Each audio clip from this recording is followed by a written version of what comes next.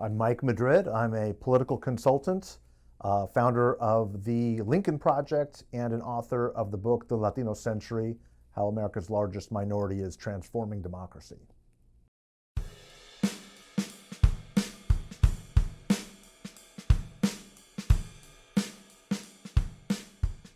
I'm in the middle of 4 or 5 different books right now. Everything from a biography of John Sutter, great Californian, to The Return of Martin Guerre. There's a few that I'm really deeply involved. I've picked up this really poor habit of reading more than one book at a time. I was never able to do this at college when all of my friends could, but I think as my appetites have gotten more expansive, I'm kind of reading 3 or 4 things at a time. I picked up a book just 2 weeks ago, a 1790 copy of Edmund Burke's Reflections on the French Revolution, a 1790 edition, an original. So I'm going to gently be reading that one starting next week.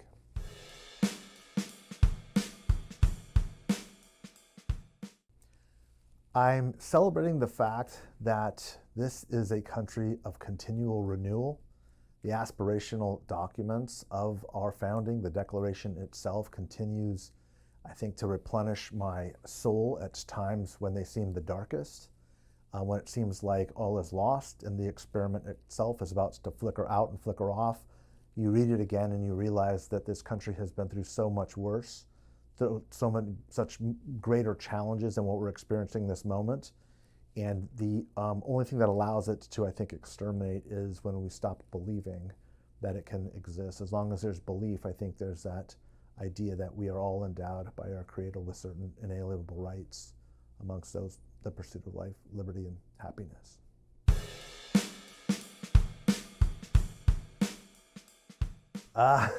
This is embarrassing to say. I have one magnet on my refrigerator. It is a wedding announcement of my political director on the Lincoln Project.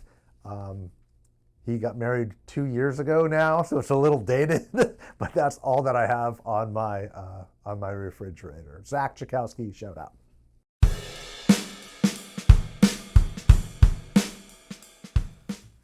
Voltaire. Voltaire, I think, is probably one of the great minds of the world. His ability to be generations ahead, but also speak to the common man and explain where things needed to go, operating from a position, I think, of moral virtue, and also, I think, bring the elites, the corrupt elites, to their knees at the same time, probably sets him in a class above. James Baldwin, I think, would be a close second. But those two, Voltaire and Baldwin, be a hell of a conversation.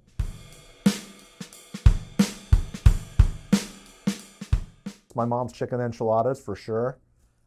Best dish I've ever had, and since I was a kid, and will continue to have.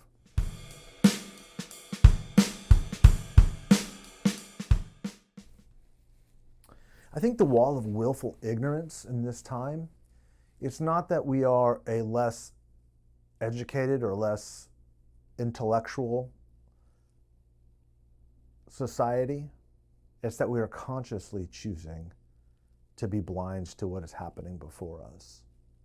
And so I think that's clearly a metaphorical wall. It would take some physical actions like clicking off the TV station that's telling you things that you know are untrue, not having the expectation that propaganda is anything other than what it is, and consciously barreling down the road of willful ignorance, I think, is probably the greatest barrier to what stands between us. That's something between us.